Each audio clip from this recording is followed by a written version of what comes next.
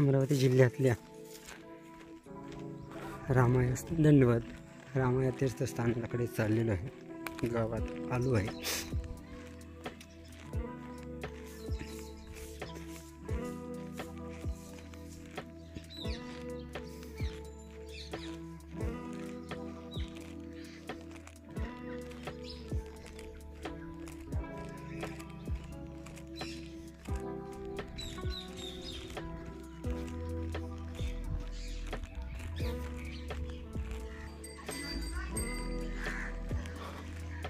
या ठिकाणी बॅक साईडला जे पांढरं घुमट दिसतंय ते अन्नदेवाचं आहे, म्हणजे थोडक्यात दंडवत या ठिकाणी न पाळता आहे।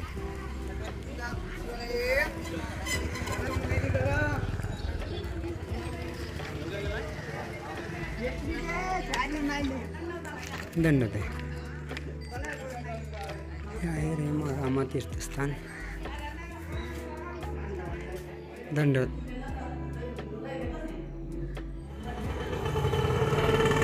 हे आहे रामाचं मंदिर। या ठिकाणी बांधकामाची गरज आहे, स्थानिक लेवलला काय अडचणी माहिती नाही। छोटंसं मंदिर, रामालिंगाचा देवळी आसन अशी या ठिकाणची लीळा आहे। स्वामी येथे थुगाव आजचं पूर्ण नगरून आले, काही वेळपर्यंत आसन झालं या ठिकाणी स्वामींना। ते हे स्थान आहे ज्या ठिकाणी आसन झालं। स्वामी ज्यावेळेस पैठणहून रुद्रपूरला जात होते त्यावेळेस थुगावून इथे आले, आसन झालं आणि इथून मग साऊरला गेले। बाबा तुम्ही इथेच असता का? काय नाव बाबा तुमचं? नाव काय तुमचं? नाव तुमचं नाव काय? नाव बाबांना ऐकायला कमी येतं। नाव काय? जरा प्रॉब्लेम आहे वयोमानाने। ते आता या ठिकाणी उटी उगाळत होते बाबा। बाबांनी या ठिकाणी उटी उगाळलेली आहे। हे रामा गाव,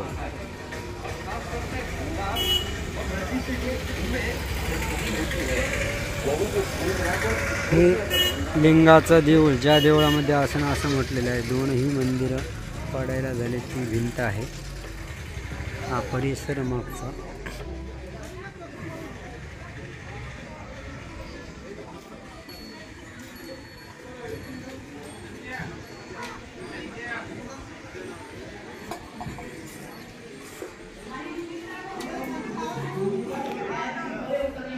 हे ते लिंगाचं देऊळ ज्या ठिकाणी स्वामी आसनस्थ झालेले आहे। पुनश्च सांगतो, स्वामींसोबत भक्त बाईसा, भक्त हंसराजा, चांगदेव भट्ट ही सर्व मंडळी होती। हे छोटे काणी म्हणजे 10 बाय 10चं मी मंदिर असेल हे।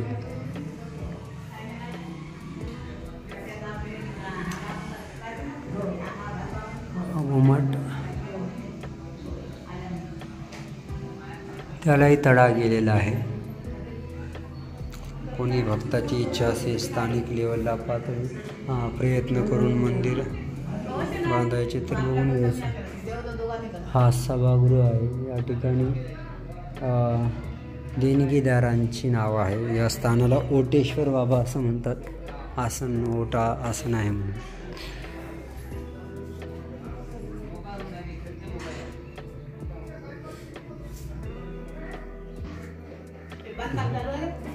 हे सगळं मंदिराचा परिसर आहे। मेन चौकात हे आपलं आसन आहे, मंदिर आहे। हा मंदिराचा परिसर।